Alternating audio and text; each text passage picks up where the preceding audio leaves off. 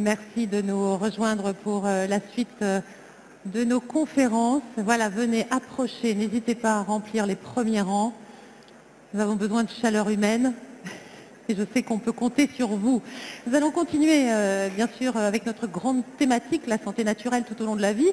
Et nous allons passer à un autre thème, les adultes. Mais oui, ça y est, nous avons quitté l'enfance, nous avons appris à nous séparer de nos parents et nous sommes devenus des hommes et des femmes responsables et acteurs de notre santé.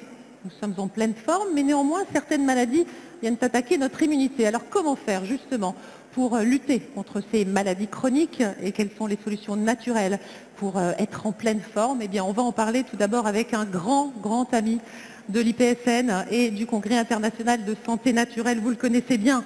Après plus de 50 ans d'expérience médicale, on peut dire qu'il compte parmi les plus grandes références dans le domaine de la santé au niveau mondial.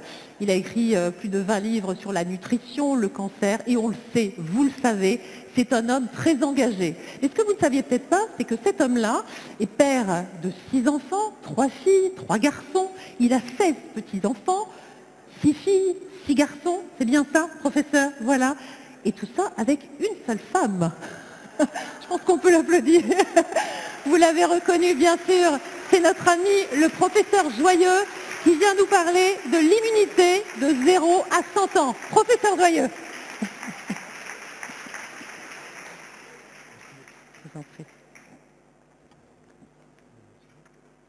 C'est celui-là? Oui. Prenez alors, okay. On fait quoi? On fait les deux ou le micro-main? Le micro-main, professeur. Okay. C'est parfait. Eh bien, bonjour à tous et à toutes. Je suis très heureux d'être pour la, je ne sais plus, 3e année avec vous et je veux chaleureusement féliciter le grand organisateur, Augustin de Livois, qui est persévérant. Le thème de la conférence d'aujourd'hui, c'est l'immunité. L'immunité de 0 à 100 ans. Moi, je voulais 120, ils ont mis 100. Bon. Alors, je vais vous raconter une histoire assez étonnante. Et d'emblée, je dois préciser que toute ressemblance ou similitude avec une personne ou des personnes que vous connaîtriez n'est que fortuite et hasardeuse. Quelles sont ces deux personnes? L'une est née en 1962. Elle est baptisée sous le nom de Agnès. Très joli prénom, qui veut dire la pureté et l'intelligence. Et l'autre, il est né en 1977 à Amiens. Il s'appelle Emmanuel, Dieu avec nous. Et ce qui est très étonnant, c'est qu'ils vont avoir une vie vraiment extraordinaire. Mais ce que je vais vous conter, c'est l'histoire de leur défense immunitaire. L'une est une fille, une petite fille très mignonne, et l'autre un magnifique petit garçon, le plus beau bébé du monde. Déjà, premier jour de leur vie, chacun d'eux n'est qu'un œuf humain. 7 jours plus tard, après avoir fait un petit trajet dans la trompe de leur maman, les voilà devenus embryons. Nous sommes au 7e jour. Et la construction de leur corps va se faire d'une manière extraordinaire, qu'aucun humain n'est capable de faire lui-même. À 2 mois, Agnès comme Emmanuel mesure 3 cm. On voit parfaitement leur tête, leurs yeux encore fermés, leurs doigts de main, leurs doigts de pied, et on voit bien qu'il s'agit d'un garçon et qu'il s'agit d'une fille. Ce qui est extraordinaire et que nous avons tendance à oublier, c'est que le bébé dans le sein maternel est une sorte de greffe extraordinaire qui est compatible alors qu'il est différent de sa maman. Il est l'union de l'amour d'une mère et d'un père qui, quelques jours avant, se sont donnés tellement de tendresse.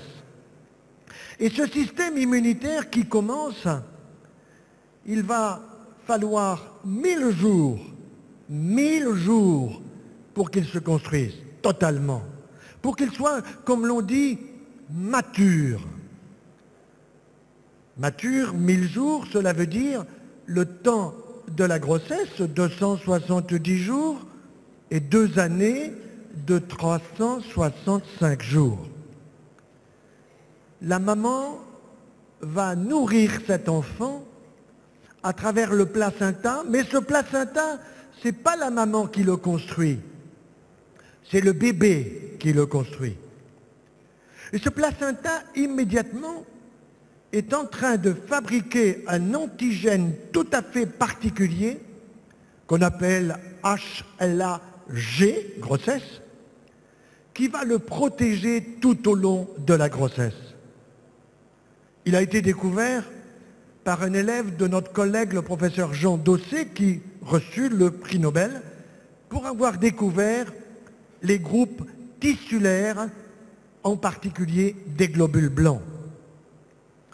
Et voilà que cette immunité qui démarre va être totalement revue, comprise par un Français, Jules Hofmann, qui recevra le prix Nobel en 2011.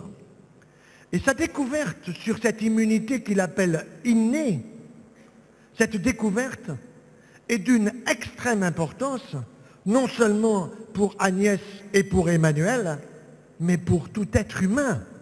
Parce qu'il y a la base de la conception de notre immunité, de nos défenses immunitaires, pour éviter les maladies. Nous ne sommes pas faits pour être malades. Nous sommes faits pour la santé. Et la maladie ne tombe pas du ciel. Nous sommes malades parce que nous ne sommes pas suffisamment informés par les responsables de la santé. Parce que dans les facultés de médecine, on ne nous raconte pas notre propre histoire. Nous étions dans un liquide amniotique, dans un berceau piscine, merveilleux. Et ce berceau piscine, ce liquide amniotique, possède déjà des qualités pour nous défendre. Nous sommes dans un cocon immunologique, protégé par maman, qui nous envoie à travers le cordon ombilical dès la 2e semaine de notre vie. Déjà des vaisseaux se construisent. 2 artères, une veine, c'est le seul endroit du corps où vous trouverez 2 artères et une veine. Veine de retour. Mais les 2 artères, c'est la maman qui va envoyer les bonnes choses de son alimentation, les arômes, qui va permettre à cet enfant déjà de mémoriser les goûts et les bonnes habitudes nutritionnelles de sa maman. Nous arrivons à la 3e semaine de vie, déjà, une petite glande hépatique se construit et elle va fabriquer les globules du sang, les globules rouges pour oxygéner en plus de l'oxygène de la maman. Les globules blancs, nous allons le voir, qui sont à la base de notre immunité tout au long de notre vie jusqu'à la fin, qui est normalement pas avant 100 ans. Aussi, les plaquettes. Et ces globules vont faire des lignées donc de globules rouges et de globules blancs. Et il va y avoir déjà l'apparition de cellules immunitaires qu'on appelle les NK, en anglais natural killer, ça veut dire des cellules lymphocytaires qui sont capables de tuer toute bactérie, tout virus, toute anomalie qui viendrait perturber la vie de ce bébé en croissance. Nous sommes déjà au 3e mois de la vie. Et il y a quelque chose de fabuleux qu'il faut apprendre à toutes les Agnès du monde, à tous les Emmanuel du monde. C'est que le rapport de 2 familles de lymphocytes absolument essentielles pour notre santé, on dit les T4 ou CD4 et les T8, 2 familles différentes. Le rapport entre les T4 et les T8 est déjà supérieur à 1, alors que s'il y avait une maladie immunitaire grave, comme le sida par exemple, eh bien le rapport serait inférieur à 1. Déjà, dans le ventre maternel, l'immunité se met en place. Mais ce n'est pas fini, bien sûr, parce que la construction de ce corps va être une construction qui va faire toute la circulation sanguine, mais aussi la circulation lymphatique, lymphatique, lymphocytes, cellules lymphocytaires, qui sont là pour nous défendre.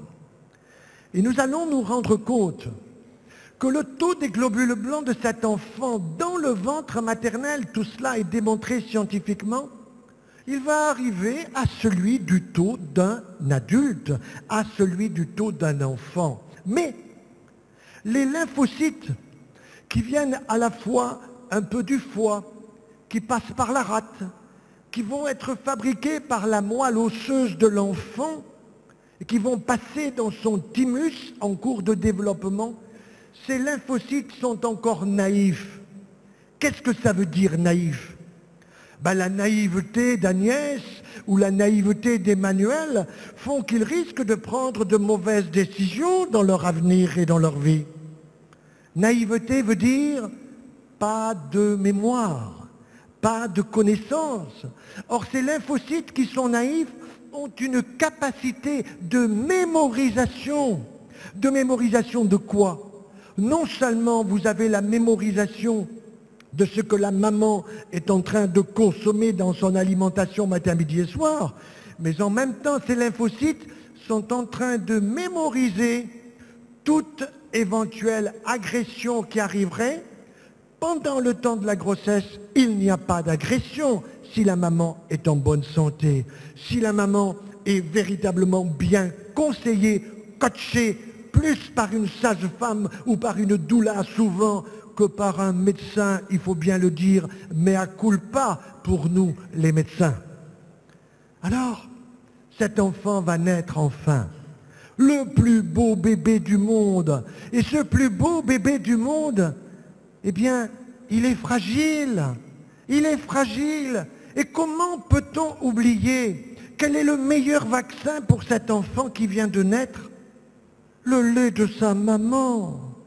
Mais ce n'est pas bien difficile à comprendre, car dans le lait de sa maman, à lui, il y a des immunoglobulines qui étaient déjà passées par le cordon ombilical pour le protéger. Et ces immunoglobulines, qui sont celles de sa maman, quand il va naître, il va y avoir une réduction du taux d'immunoglobulines de maman, et lui va se mettre à en fabriquer.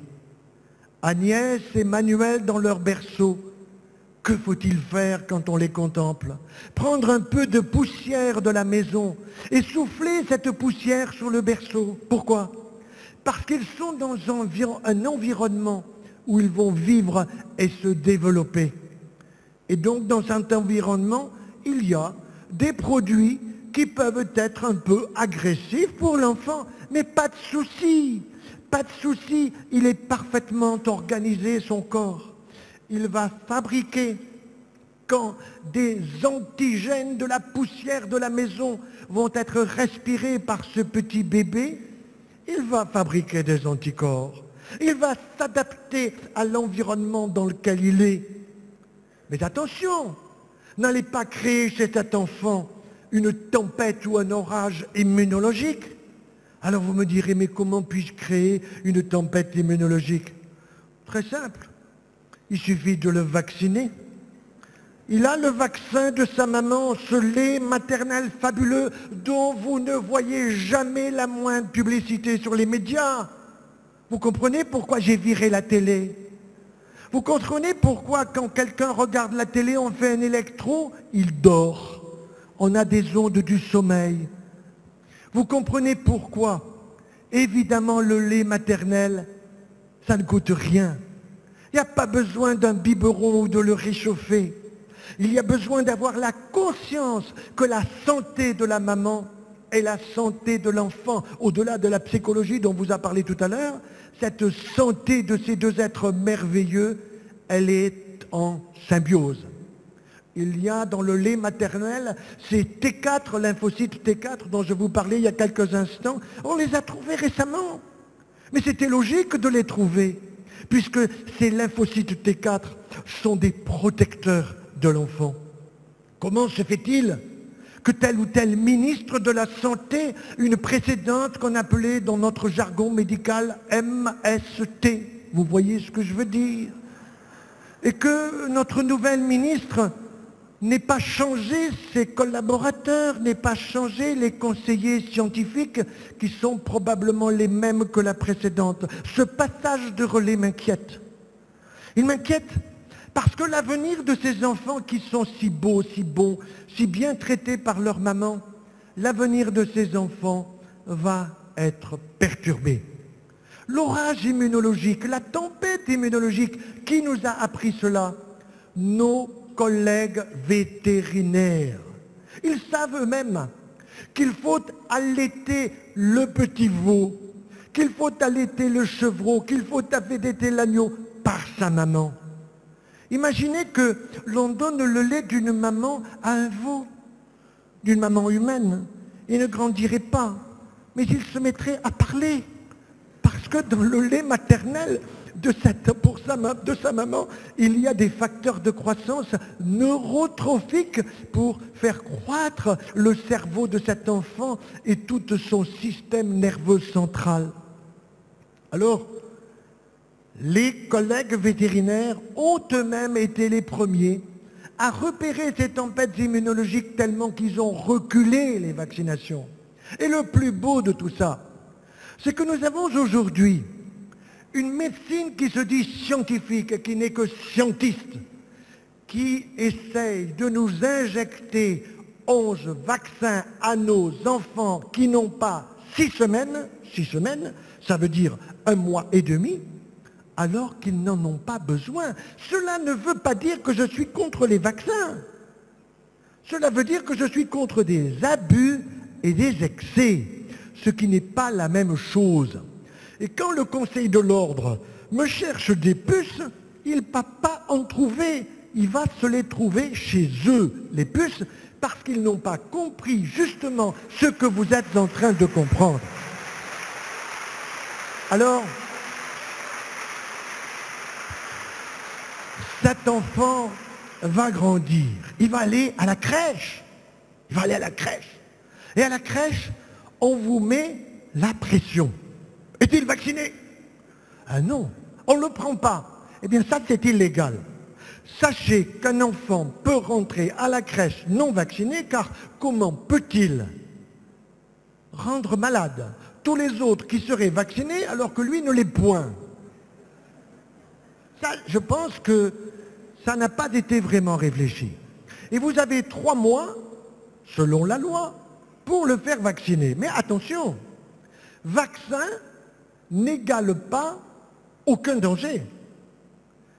Vous vous souvenez de Bob Kennedy, le frère du grand et du premier président démocrate des États-Unis, pas le premier démocrate, mais qui s'appelait John Kennedy, son frère, qui est tué comme lui.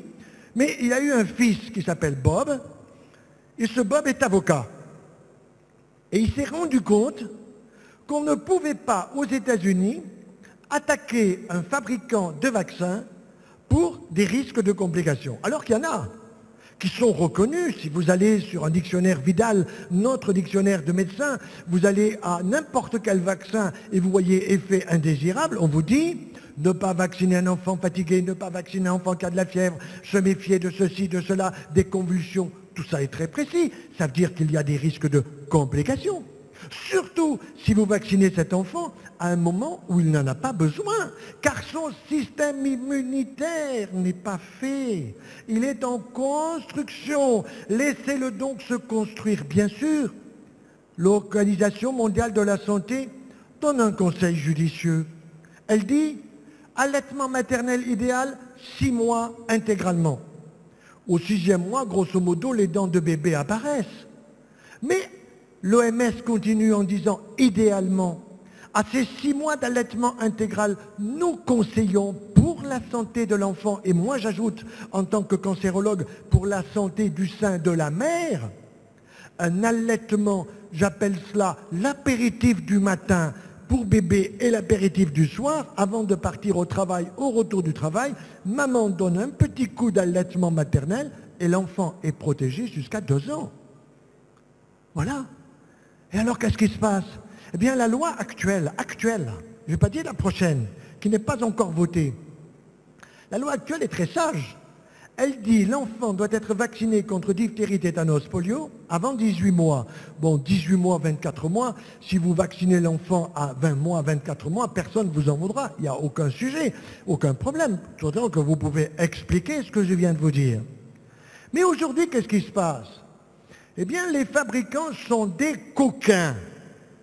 Ils sont coquins, il y en a ici présents, j'en suis sûr. Vous savez, il y a des espions qui me suivent à la lunette et je les salue chaleureusement. C'est bien, vous les applaudissez. Donc, ce qui est sûr, c'est que pour vacciner de plus en plus tôt, qu'est-ce qu'ils ont fait? Ce sont des gros malins parce qu'ils vont voir des publicitaires.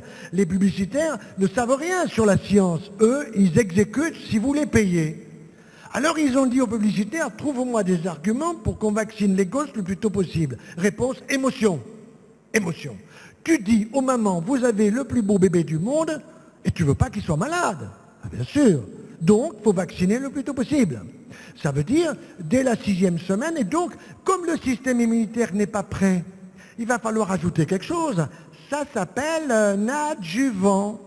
Adjuvant, ajouter quoi?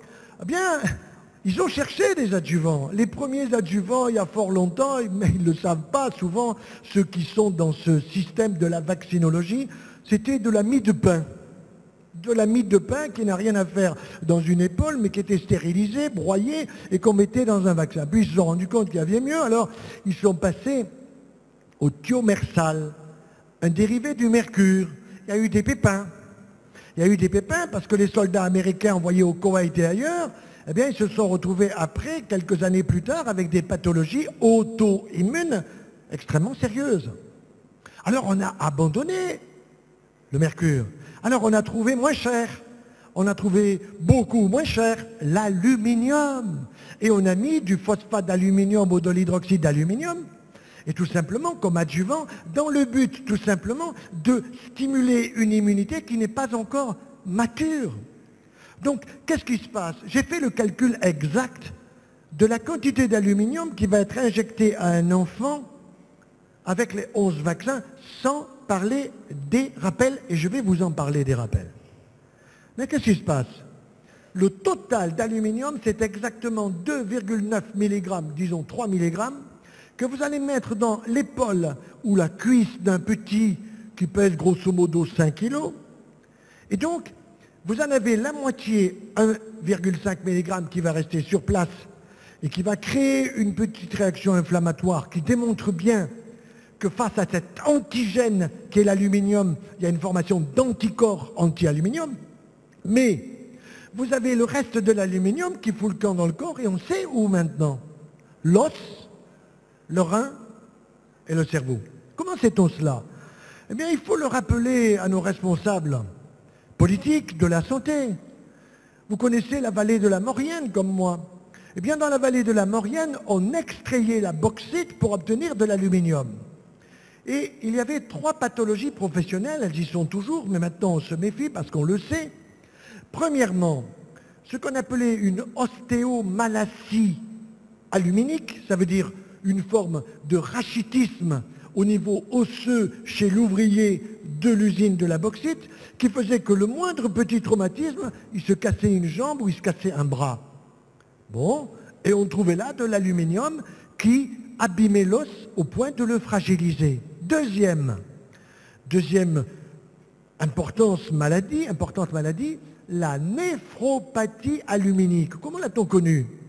Parce que dans le rein artificiel des patients qui étaient en dialyse, eh bien, on mettait un produit qui s'appelait l'aluminium. On s'est rendu compte qu'il y avait des pépins et que ces patients faisaient des encéphalopathies aluminiques, c'est-à-dire démence précoce, chez des ouvriers de 45 ou 50 ans, et qui mouraient précocement, et on vérifiait au niveau de leur cerveau après leur mort qu'il y avait trop d'aluminium dans des zones importantes du cerveau, en particulier l'hippocampe et des noyaux gris centraux.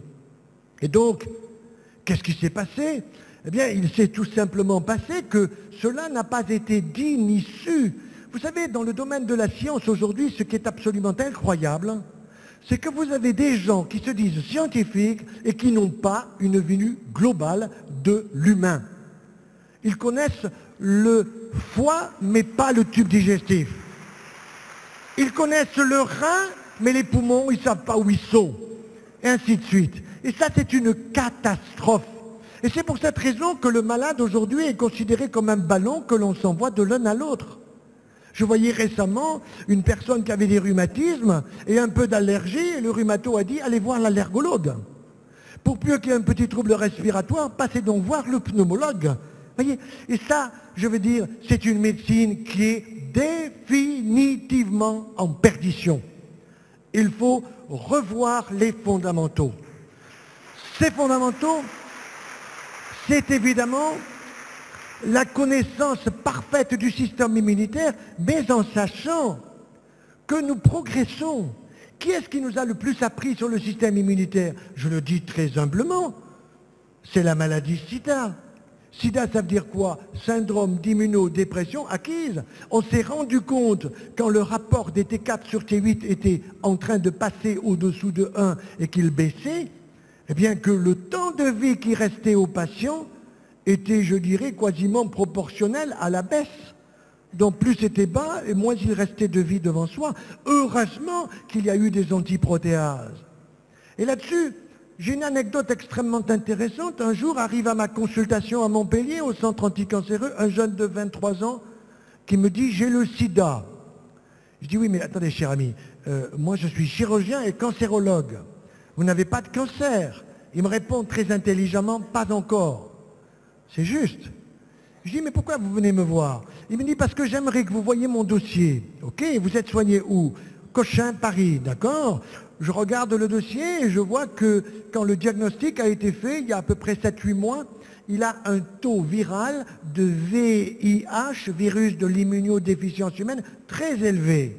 Je tourne les pages, 6 mois plus tard, il a réduit son taux de virus mauvais, pratiquement divisé par 5. Ben, je dis chapeau, montrez-moi le traitement. Je vois le traitement, ben, je dis vous voyez que le traitement est efficace. Il me dit mais je ne l'ai pas fait.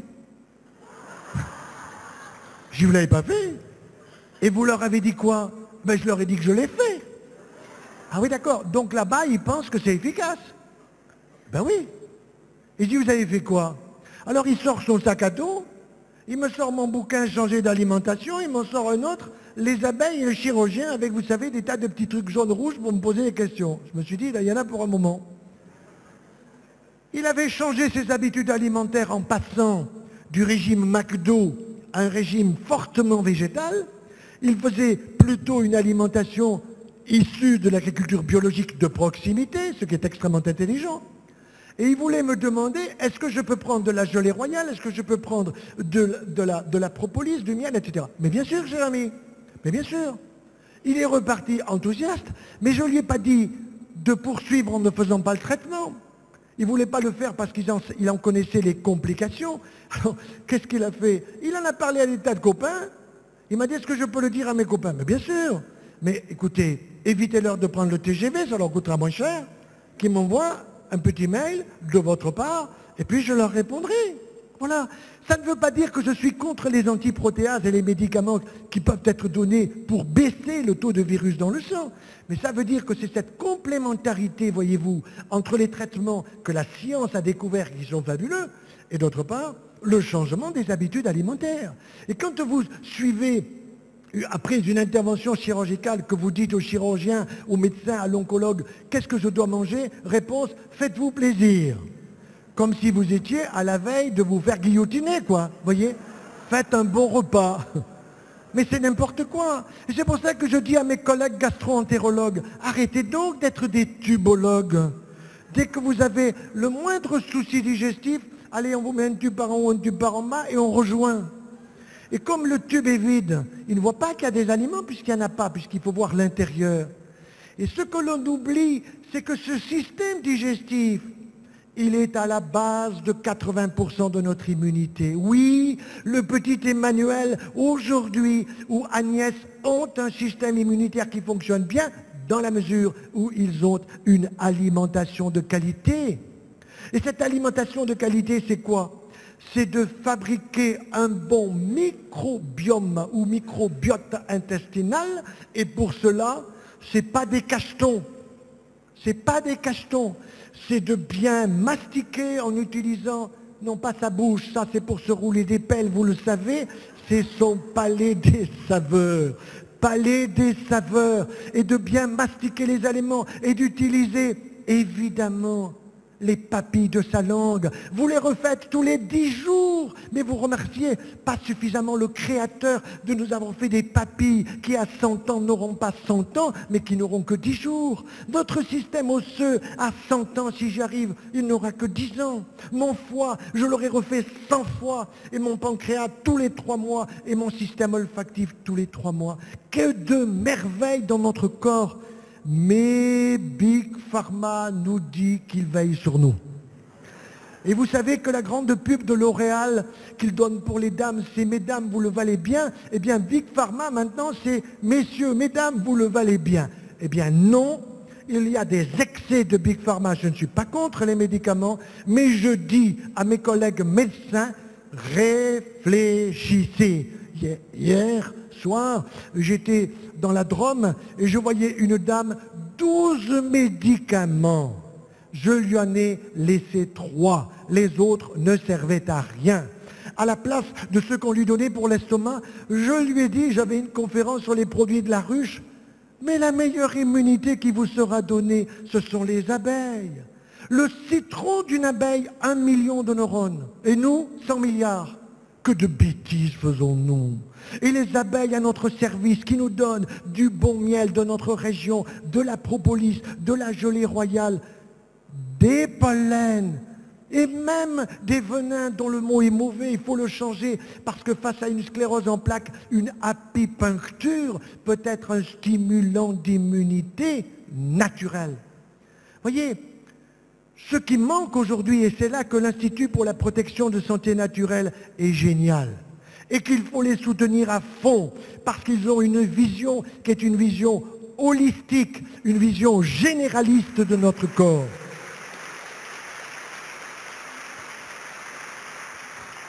En vieillissant, Agnès et Emmanuel ont des soucis. Et c'est sûr qu'ils ont bien raison d'avoir des soucis. Et nous leur donnons des soucis. Mais on va les aider à être plus paisibles, en leur faisant comprendre comment le système nerveux central peut agir négativement sur notre immunité. Oui, nous savons bien qu'il y a la substance grise et la substance blanche. Nous savions bien qu'il y a des neurones, qu'il y a des cellules qui sont des neurones, les unes qui nourrissent les neurones, les autres qui les protègent, des cellules du système immunitaire, merveilleusement organisées. Et qu'est-ce qui se passe? Eh bien, il y a des axones. L'axone, c'est l'axe nerveux, figurez-vous, de la cellule nerveuse. Il y en a qui sont courts, il y en a qui sont longs. Il y a des neurones qui s'interpénètrent entre eux grâce à ce qu'on appelle des neurotransmetteurs ou des neuromédiateurs. J'aime bien ces deux noms qui veulent bien dire à quoi ils servent. Ils transmettent Et il médit médiation. Et ce qui est intéressant à savoir, voyez-vous, c'est que récemment, il y a eu une découverte de collègues de Londres, je crois que c'était d'Angleterre. Ils ont fait quelque chose de génial. Mais au fond, c'est curieux qu'on n'y ait pas pensé avant. Connaissant le système nerveux central, eh ben, ils savaient que nous avions 12 paires de nerfs crâniens, 12 paires de chaque côté. Le premier, c'est le nerf olfactif, le deuxième, c'est le nerf optique. Ensuite, il y a 3 nerfs pour la vision, regarder en haut, en bas, etc. Et puis, il y a un nerf auditif, et puis il y a 3 nerfs pour avoir la sensibilité, sensorialité sur la langue, etc. Et il y a un nerf qui est un peu spécial, vous en avez tous entendu parler, il s'appelle vague. Nerf vague. Vague. Pourquoi vague? Ben parce qu'il fait tellement de choses qu'on ne sait pas trop lui donner son nom. Alors, on a donné des tas d'autres noms. On dit que le nerf est tellement vague parce que c'est lui qui vous donne les nerfs qui vous permettent de parler et de chanter à la chorale. C'est lui qui vous donne toute la musculature de votre, pas la musculature, mais l'innervation de la musculature ésophagienne, qui donne des petites branches pour votre estomac, qui donne des petites branches sur l'intestin grêle, sur le côlon, jusqu'en bas. Il arrive au trou de balle. Vous vous rendez compte? Et c'est grâce à lui que vous pouvez dire à un moment ou à un autre de la journée, attention, il y a un gaz qui arrive. Il ne faut pas le libérer. Vous voyez ce que je veux dire? Et c'est grâce à lui que vous pouvez savoir, vite, vite, il faut aller aux toilettes parce qu'il y a de la flotte qui arrive. C'est lui qui vous dit ça. Vous comprenez? Ce système nerveux central est absolument génial. Mais attention, il peut aussi être avec des actions négatives sur votre corps. Je vous stresse et je vous angoisse. Je suis médecin. Vous n'êtes pas vacciné. Votre petit est pas vacciné. Mais vous allez le tuer et vous serez poursuivi et votre enfant va vous poursuivre. La ministre a dit ça récemment. Je pense que là, elle avait un peu perdu la tête. Voyez? Alors non, on ne peut pas dire des choses comme ça. Parce qu'elle va s'ulcérer l'estomac. Elle va avoir du reflux gastro-œsophagien. Elle va se prendre un cancer de la jonction du tiers inférieur de l'œsophage et de la partie haute de l'estomac. Malheureusement, je suis malheureux comme les pierres quand je vois que Bernard Tapie, eh bien oui, il est trop stressé. Il a fumé trop de Havane, je ne sais pas. Mais voyez, c'est pas tombé du ciel. Heureusement, j'espère qu'on va le guérir. On va tout faire pour ça, c'est sûr. Mais j'espère qu'il est là. S'il n'est pas là, il faut lui passer un message. Il faut lui dire, on va stimuler ton immunité, Bernard, t'inquiète pas. Mais pour ça, il faut que tu sois serein. Il faut que tu sois paisible. Tu as de l'angoisse? Donne-la moi. Je suis un buvard de ton angoisse. Moi, médecin, moi, cancérologue, donnez-moi votre angoisse. À moi à la gérer. Et vous, soyez paisible. Gérez vos angoisses. Gérez vos stress. Il y a des angoisses qui sont intéressantes. Par exemple, le jour où je vais apprendre une belle nouvelle auquel je ne m'attendais pas, ce n'est pas de l'angoisse, mais c'est une émotion positive. Et puis vous avez des émotions négatives. Ce qu'il faut apprendre à gérer, ce sont les émotions négatives. Et ces émotions négatives, eh bien, ce n'est pas évident. Il n'y a pas de recette absolue. Pour monsieur Emmanuel ou pour madame Agnès, les recettes seront différentes. Il y aura peut-être la méditation de pleine conscience de mon collègue Christophe André, qui est un type absolument remarquable. Il y aura peut-être la rigolothérapie. Moi, c'est plutôt pour moi, joyeux 24 heures sur 24. Vous voyez? Bon, moi, ça me fait du bien. Vous voyez? Ça me fait du bien. Ça me donne véritablement de bons neurotransmetteurs. Ça m'apaise. Pour l'autre, ça sera du yoga. Pour l'autre, ça sera du sport, de l'activité physique. Important. Avez-vous remarqué que quand vous avez une bonne activité physique, vous nettoyez votre cerveau? Avez-vous remarqué que vous allez peut-être dormir mieux? Ah! Dormir mieux. Ah mais docteur, je n'arrive pas à m'endormir, je me réveille la nuit. Vous savez, c'est le cas de cette dame qui vient à la consultation, vous la tranquillisez, puis elle vous dit, vous pouvez voir mon mari? Bien sûr. Qu'est-ce qu'il a? Il est tout le temps fatigué. Alors le mari vautré dans le fauteuil et qui pèse un quintal, n'est-ce pas? Vous dites à sa femme, il fait quoi dans la vie? Réponse, rien. D'accord. Comment peut-il être fatigué en faisant rien? Ça c'est formidable. Eh bien oui, il est fatigué et il ne fait rien.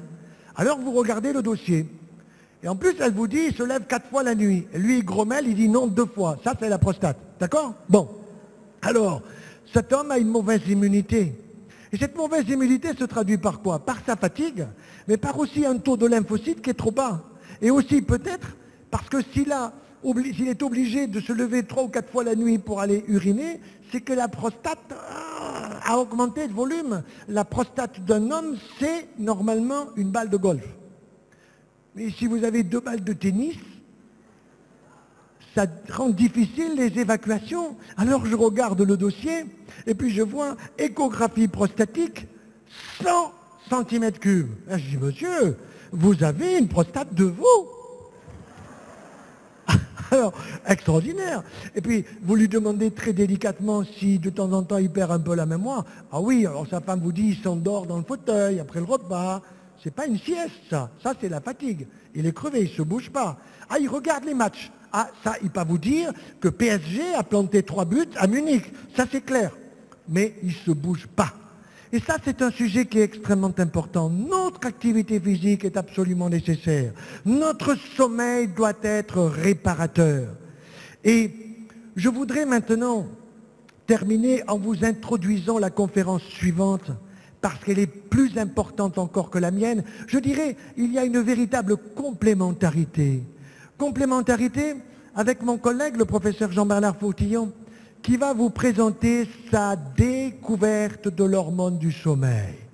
Extraordinaire. Nous avons bossé ensemble, je ne sais plus, il y a une quarantaine d'années, nous nous sommes retrouvés.